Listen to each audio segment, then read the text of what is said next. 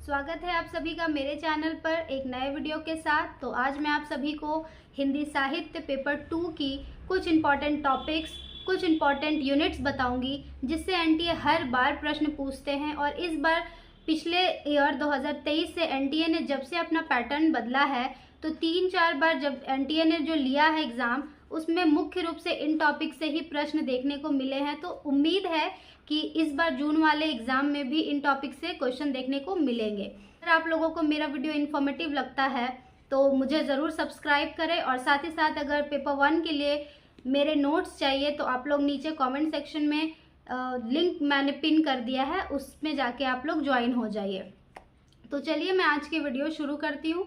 तो आज मैं आप लोगों के साथ पेपर 2 हिंदी साहित्य के कुछ इम्पॉर्टेंट यूनिट्स बताऊंगी जिससे आप लोग अच्छे से पढ़ेंगे तो 100% चांस है कि आपका उनसे क्वेश्चन गलत नहीं होगा, और अगर क्वेश्चन गलत नहीं होगा तो आपके चांसेस बढ़ जाते हैं कि आपका नेट के साथ साथ जेआरएफ भी हो जाए। तो चलिए वीडियो को शुरू करते हैं। तो सबसे पहला यूनिट जो है हिंदी भाषा और उसका विकास, तो इस टॉपिक से एनटीए हर बार एक प्रश्न उठाता है, वो आर्य भाषा से, आर्य भाषा या आर्य भाषा परिवार से। तो आप लोग उस टॉपिक को ज़रूर पढ़ लीजिए। आर्य भाषा और आर्य भाषा परिवार की ऐतिहासिक पृष्ठभूमि पे है, तो उनको भी एक बार देख लीजिए। तो क्विक रिवीजन के लिए मैं आपको बता रही हूँ टॉपिक्स। ऐसा नहीं है कि कोई भी टॉपिक छोड़ना है आपको। हिंदी साहित्य में 10 के 10 यूनिट आपको पढ़ने हैं, लेकिन मैं उनमें से कुछ टॉपिक आपको बता रही हूँ जिससे हर बार प्रश्न आते हैं और चांसेस होते हैं कि क्वेश्चन गलत, आंसर गलत कर दे हम लोग। तो इसलिए आंसर गलत ना हो तो मैं आपको कुछ टॉपिक्स बता दे रही हूँ, तो आप अच्छे से उसको प्रिपेयर कर लीजिए। तो पहला यूनिट है हिंदी भाषा और उसका विकास। तो इससे आर्य भाषा परिवार, आर्य भाषा से ज़रूर एक प्रश्न आता है, हर बार आता है, तो आप इसे अच्छे तरीके से समझ लीजिए। ये समझने वाला टॉपिक है, अगर आप इसे अच्छे से समझ लीजिएगा तो आपके क्वेश्चन गलत नहीं होंगे। उसके बाद इसी में है देवनागरी लिपि। देवनागरी लिपि से रिलेटेड हर बार एक क्वेश्चन, चाहे वो लंबा प्रश्न हो या छोटा हो, देवनागरी का विकास का क्रम सही क्रम में लगाएं, इस तरीके से हो, या कि एनटीए हर बार एक प्रश्न इससे पूछता है, तो आप देवनागरी लिपि को एक बार अच्छे से देख लीजिएगा। उसके बाद हिंदी भाषा, उसमें राष्ट्रभाषा, राज्य भाषा के जितने भी अनुच्छेद हैं उनको देख लीजिए, उनसे भी लंबे प्रश्न बनाए जाते हैं, तो उनसे आप लोग अच्छे से देख लीजिएगा तो वो गलत नहीं होगा। लास्ट में मिनट के लिए मैं आपको बता रही हूँ कि आपको क्या क्या देखना है, ताकि आपको पूरा सिलेबस ना कवर करना पड़े। पूरा तो आप लोग पढ़ चुके हैं, थोड़ा थोड़ा जो इंपॉर्टेंट टॉपिक्स है उनको लास्ट मोमेंट में देख ले, इसीलिए मैं ये वीडियो बना रही हूँ ताकि आप लोगों के लिए हेल्पफुल रहे। उसके बाद भारतीय काव्य शास्त्र में चलते हैं।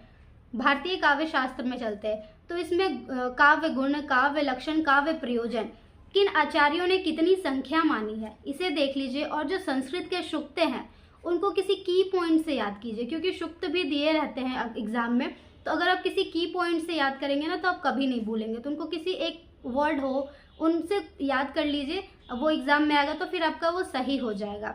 उसके बाद रस निष्पत्ति बहुत ही इम्पॉर्टेंट टॉपिक है। उनमें कितने आचार्य हुए, मुख्य रूप से उन्होंने किस में रस की निष्पत्ति माना, समाज में माना, मनुष्य में माना, राम आदि में माना, या फिर किसी में नहीं माना, वो चीज़ एक बार देख लीजिएगा। छोटे छोटे पॉइंट्स हैं, इन सब चीज़ों को देख लीजिएगा। उसके बाद संप्रदाय जितने हुए, 6 संप्रदाय हुए भारतीय काव्य शास्त्र में, रस संप्रदाय, अलंकार संप्रदाय, तो उनके जो प्रवर्तक हैं उसे देख लीजिएगा ज़रूर। तो उससे आपका ये इन सब टॉपिक से आपका पूरा काव्य शास्त्र भी कवर हो जाएगा। साथ में अगर कुछ इनसे टॉपिक्स आते हैं तो आपका वो सही हो जाएगा, अगर आप लोग एक बार अच्छे से देख लेंगे तो। उसके बाद हम पाश्चात्य काव्य शास्त्र में चलते हैं। तो पाश्चात्य काव्य शास्त्र में जो चिंतक है, मतलब जितने भी आचार्य हुए, जितने भी पाश्चात्य चिंतक हुए, उनका जन्म ईस्वी क्रम से देख लीजिएगा, और उनको याद करने का कोई ट्रिक भी बना लीजिएगा, कैसे हम अपने सारे डेटों से लेके रोमा रोलम तक जितने भी आचार्य हैं उनको हम कैसे सही कर सके, तो उसको एक बार अच्छे से देख लीजिएगा। उसके बाद उन मुख्य आचार्य जो है, जैसे लोनजाइनस हो गए, प्लेटू हो गया, अरस्तु हो गए, कॉलरिज हो गए, इनकी जो पुस्तकें हैं उनको देख लीजिएगा। पुस्तकों से लगभग हर बार पाश्चात्य काव्य शास्त्र से एक क्वेश्चन रहता ही है, तो पुस्तक ज़रूर देख लीजिएगा कि उन्होंने कौन सी पुस्तकें लिखी, और ट्रिक से याद करने का कोशिश कीजिए, बहुत आसान है अगर आप लोग याद करना चाहेंगे तो। उसके बाद मुख्य चिंतक के सिद्धांत, जैसे कॉलरिज का सिद्धांत हो गया, लोनजाइनस का सिद्धांत हो गया, अरस्तु का सिद्धांत हो गया, इन सबको भी क्विक रिवीजन कर लीजिए, ऊपर ऊपर से मुख्य मुख्य पॉइंट्स देख लीजिए कि जैसे अरस्तु का सिद्धांत है, उसमें अरस्तु ने क्या मुख्य रूप से माना है, तो कुछ कुछ जो मुख्य पॉइंट्स होते हैं उनको देख लीजिए। उसके बाद अगर हम लोग बात करें तो कविता यूनिट 5, अब टेक्स्ट बुक पे आते हैं। उधर तो इतना मुख्य है कि इनसे प्रश्न लगभग आते ही हैं। आदिकाल से लेके रीति काल तक की कविता है, तो उनमें थोड़ा सा दिक्कत होता है क्योंकि वो बहुत बड़ी बड़ी, थोड़ा लैंग्वेज में भी दिक्कत हो जाता है, ब्रज में है, अवधि में है, तो जितना हो सके उनको समझ लीजिए और जो ना हो सके आधुनिक काल की कविताओं पे ज़्यादा फोकस कीजिए। है तो वो भी बहुत इंपॉर्टेंट, लेकिन नहीं याद हो सकता है तो हम लोग कुछ कर नहीं सकते उसके लिए। तो आधुनिक काल की कविताओं को याद करने के लिए जैसे बहुत प्रसिद्ध कविताएं जो हैं, अगर छोटी कविताएं, वो सब कविताएं आप लोग याद कर लीजिए। फिर किस काव्य संग्रह में संग्रहित है, भवानी प्रसाद मिश्र की जो गीत फरोश कविता है उसको अच्छे से देख लीजिए।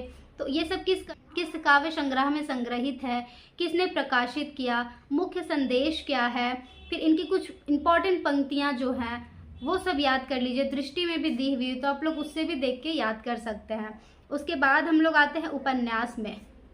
तो उपन्यास में जितने भी उपन्यास हैं हमारे हिंदी साहित्य में लगे हुए, तो उनको क्रम से लिख के याद कर लीजिए ईस्वी से। अगर मान लीजिए सभी उपन्यास ही दे दे क्रम से लगाने के लिए, तो अब तब तो आप फंस जाइएगा कि अब हम कैसे लगाएं, तो क्रम से उनको याद कर लीजिए।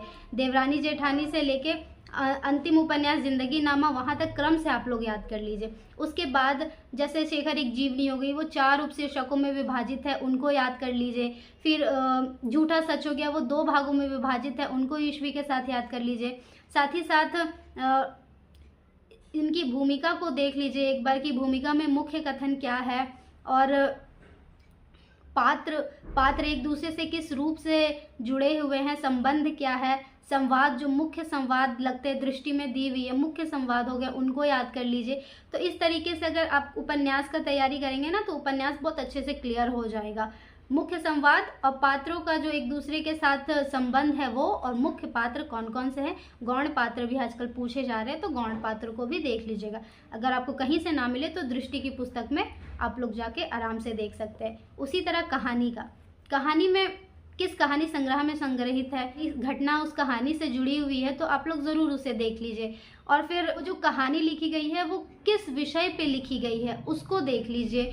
और उसके साथ साथ पात्र तो याद करने ही पड़ेंगे, और जैसे कि कहानी से तो मतलब छोटे छोटे ही संवाद होते हैं तो उनको उठा के दे देते हैं, जैसे कि परिंदे कहानी से डॉक्टर मुखर्जी का हो गया, मिस्टर ह्यूबर्ट का हो गया, इन सब का जो संवाद है वो सब लगभग परिंदे कहानी से हर बार आता है, तो आप लोग उसे एक बार ज़रूर देख लीजिएगा परिंदे कहानी को। जो लंबी लंबी कहानियाँ हैं, फिर राजा निर्वंशिया हो गए, फिर लाल पान की बेगम से भी प्रश्न आते हैं, फिर तीसरी कसम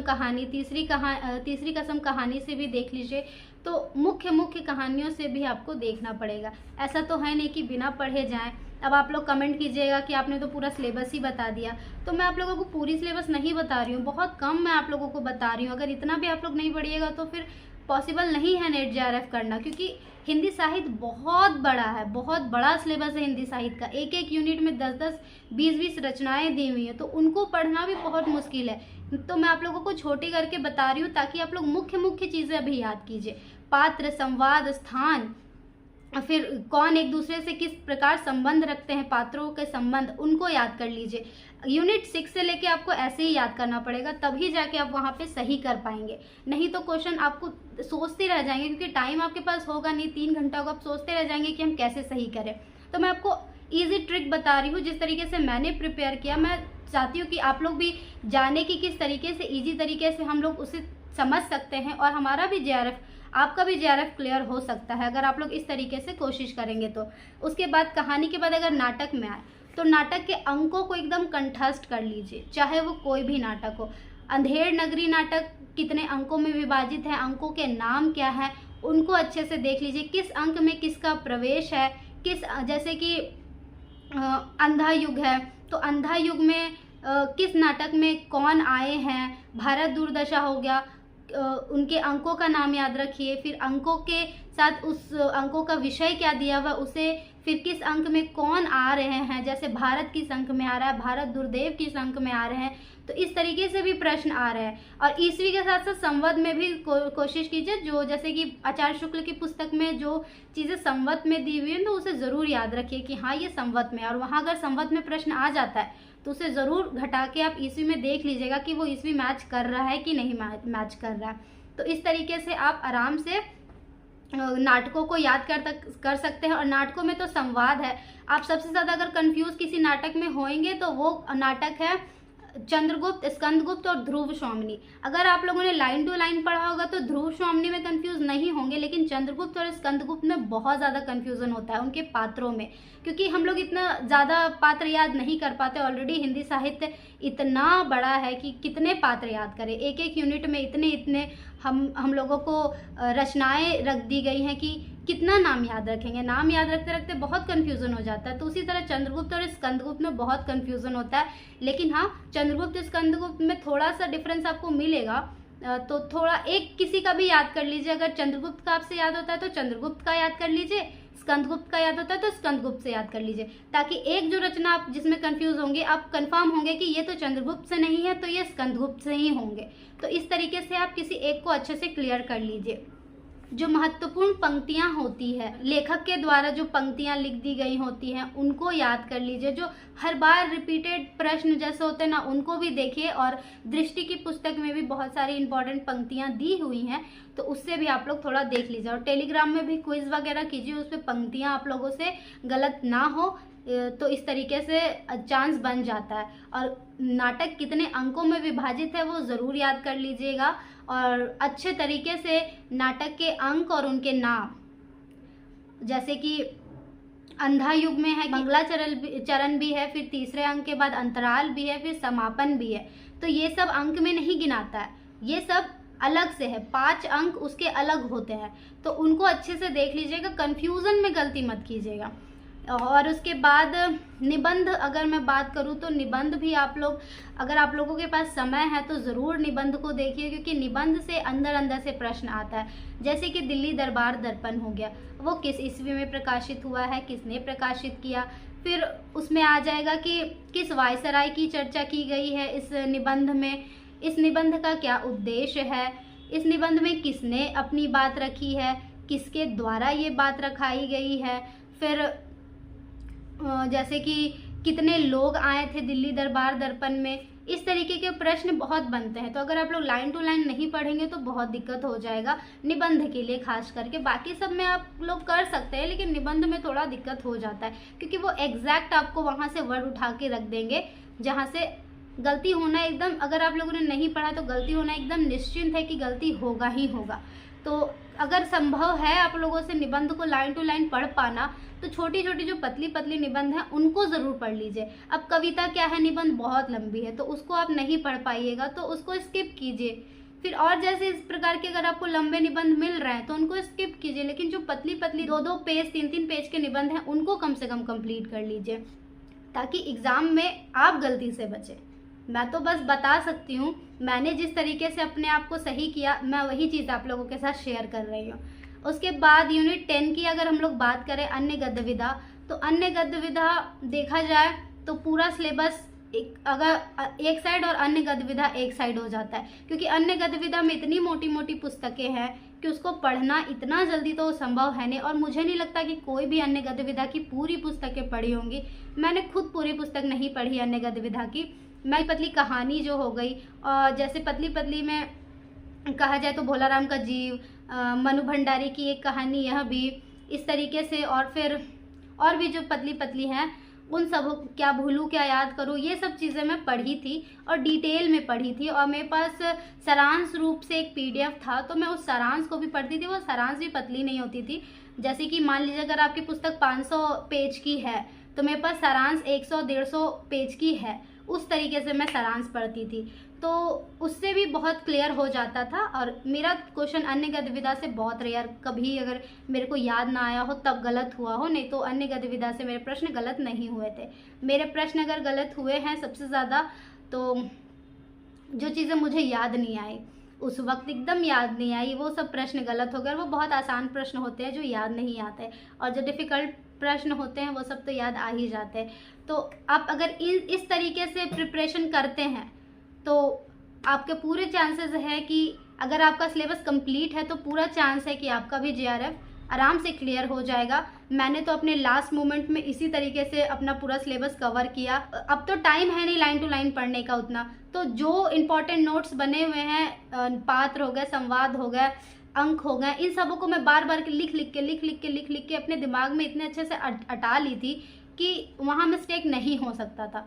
तो बस इसी तरीके से मैंने अपना प्रिपरेशन किया है, और मैं आप लोगों के साथ भी उस चीज़ को साझा कर रही हूँ कि आप लोग भी ये मिस्टेक ना करें। अगर आप लोग ये सोच रहे कि नहीं मुझे ये चीज़ें याद हैं, तो आप किसी को एक अपना टॉपिक दीजिए और उनसे कहिए कि आप मुझसे पूछिए।